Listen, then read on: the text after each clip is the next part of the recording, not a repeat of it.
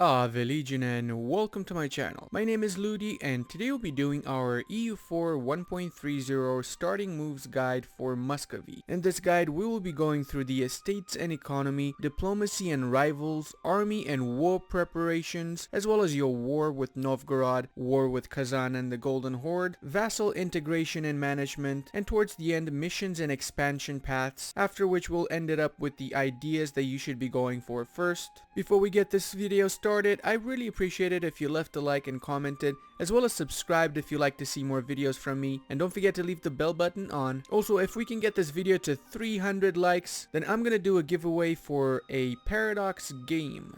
Heading on over to the estates, the first thing we're gonna do is summon the Diet and go for whichever agenda best suits us.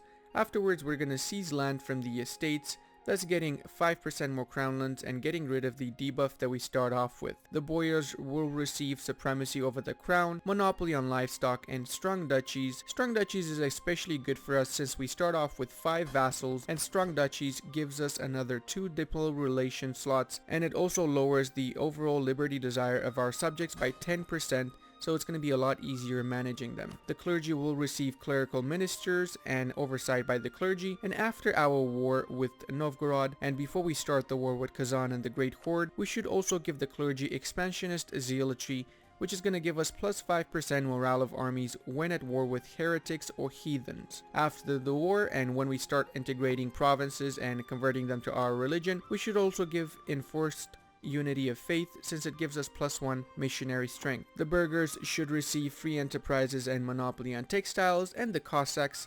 self-governance and recruit Cossack leaders. Trade-wise, you cannot do anything at the start since your trade income is not really that much and you don't really have much of the Novgorod trade node, but after our war against Novgorod, that's gonna change. So for the time being, when you do start off the game, leave everything as it is with the 2 traders in Kiev and Kazan. The first 3 rivals you want to go for are Novgorod, Lithuania, and Kazan. Novgorod because it's going to be our first target and the nation we're going to focus on integrating the fastest. Kazan because we're going to be attacking them right after Novgorod. And Lithuania because they might get PU'd by the Poles, in which case you get 20 free power projection, or if they don't get PU'd, this whole region here is your own culture group and it is also your own religion. So you want to take it from them if you can, the sooner the better. When talking about allies, you should have 2 diplo relation slots from giving out the strong duchies privilege to the boyars, and as such we can get 2 allies. I would recommend going for the Livonian Order if they are available, and Circassia, simply because they are quite far away from you, especially Circassia, and the Livonian Order since after we take over the Novgorodian areas, they can help us out against the Poles and Lithuanians. They sometimes like to go into Novgorod when you attack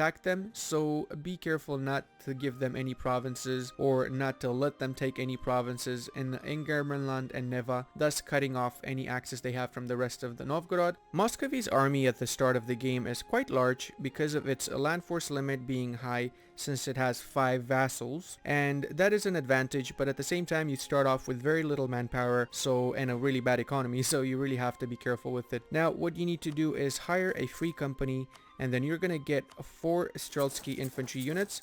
Afterwards you're gonna have to get a loan because you will not have enough money to get 2 more Streltskys, but that is everything you need to get. 2 more Streltskys. That's gonna bring us up to 36 units, which is exactly how many we need to get our first mission, namely the Invade Novgorod mission, for which you need to have 100% force limit. This is going to give us claims on all of the Novgorod area basically. Also make sure that you put Dmitry Shemyanka as the general of your main army here, and you want to put this army in the border with Novgorod in Rizhev, as well as the other army in Bezhetsk. Now when it comes to the war itself, you want to start putting your vassals on siege before you do declare the war. You want to focus on taking on the Novgorod army yourself, whilst the vassals that you have will be focusing on sieging down their big nation. Novgorod usually doesn't get too many allies. They sometimes get Ryazan or Odoyev, but not many options available to them. As such, you don't need to worry about having some strong ally that they're gonna use to fight against you. Whenever you get your diplomats back, remember to always get royal marriages with all of your vassals, and this will definitely improve the relations that you have with them, and you want to keep the relations as high as possible. Once your Strelskys and mercenaries are hired, use that to take care of the Novgorodian allies here, Ryazan, and use the other two initial starting armies to actually attack Novgorod itself. Before you do attack, remember to enact the Invade Novgorod mission, which is going to give you claims on all of their lands. Thus, you don't need to have any diplo points lost if you don't have claims when attacking. Careful with Ryazan. If you do co-belligerate them, make sure they're not guaranteed by a bigger nation that's going to make it more trouble than they're worth.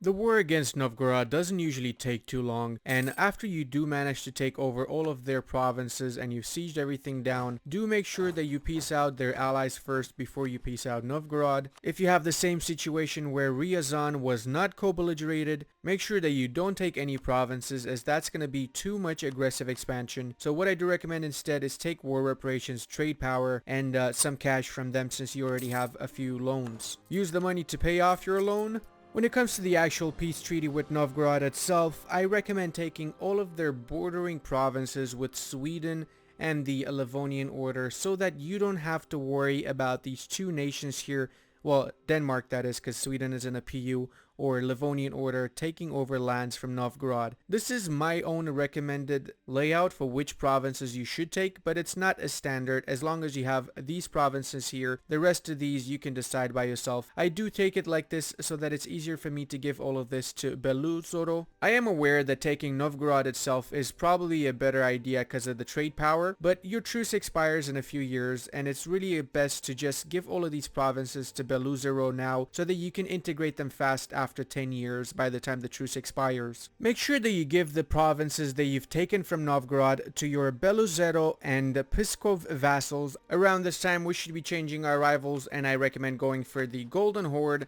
and Poland, as these are the nations that you'll be fighting against for the next few years. Your next war should be against Kazan. You have a core on them from your vassal Perm, so use that as your war goal. They usually ally Nogai, but it's not a big deal. It's not a huge nation, and your army should be considerably bigger than theirs. The war with Kazan shouldn't be a tough war. Make sure that you keep your armies together as much as possible, and once more use your vassals to siege down the Kazani provinces whilst your main armies hunt down the enemy's main armies. Your vassal Perm should be taking the province of Perm, which is the war goal, pretty early on in the game, so you're gonna have a ticking war score going fast. Make sure to peace out their ally first, Nogai, and take all of their money and war reparations. When piecing out Kazan, take Penza and Bashgrid and give back the province of Perm to Perm. Also take all of their money and get the humiliate option, and then peace out. With the province of Zlatust, we now have our very own gold mine. Having Penza as an Orthodox province and of Muscovite culture grants us basically claims on most of the steps here, so that should be your priority whilst waiting for your AE to go down.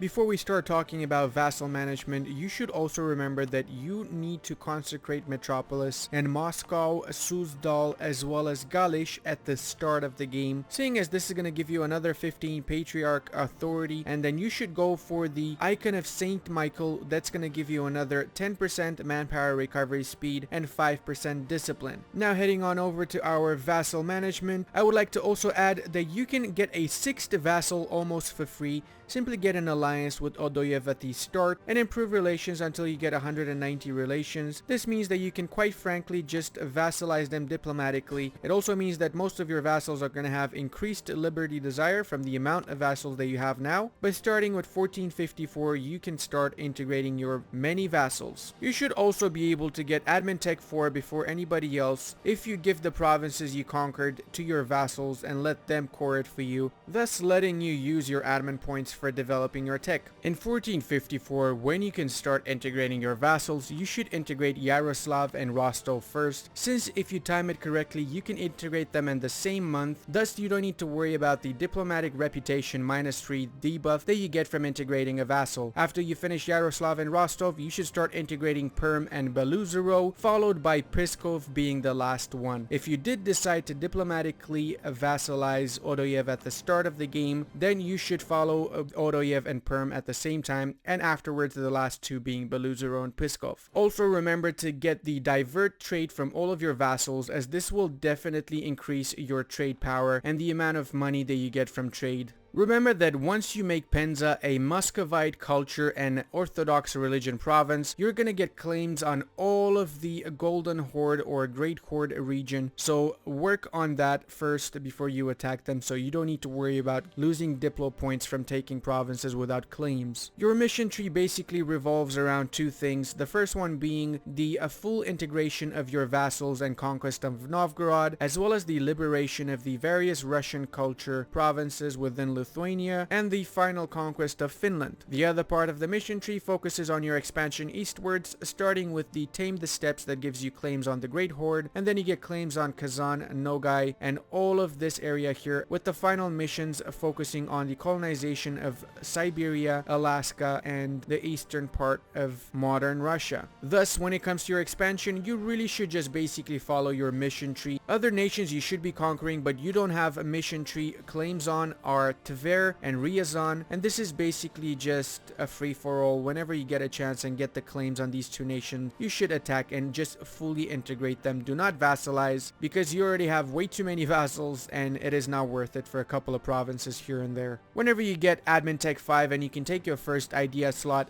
always go for religious ideas as your first idea when playing as Russia. But if you are extremely admin points stricken, so if you don't have enough admin points, then you can go for a military idea. However, I still recommend going for religious, as most of your conquered regions are going to be Sunni or some other different religion. If you do have to go for military ideas first, then you have two choices. If you're a more experienced player, I do recommend going for offensive, simply because it gives you an edge over your neighbors because of the extra pips for your leaders, as well as the siege ability, increased land force limit, and discipline. But if you're a bit newer to the game, go for defensive, as it helps you with the loss of attrition and it also boosts your morale by 15%. Why do I say if you're experienced or not? It's simply because an experienced player knows much better than a newer player how to combat attrition loss in provinces, and if you don't know how to combat it, then defensive is a great idea, since it also includes land attrition minus 25%. That definitely will help with going through lesser supplied provinces. I hope you guys enjoyed this video, and if you did, then leave a like, comment, and subscribe, as well as leave the notification on so you know whenever I'm releasing a new guide. I would also like to thank my patrons. If you'd like to become a patron, then check the link in the description, and until the next one, have a great day.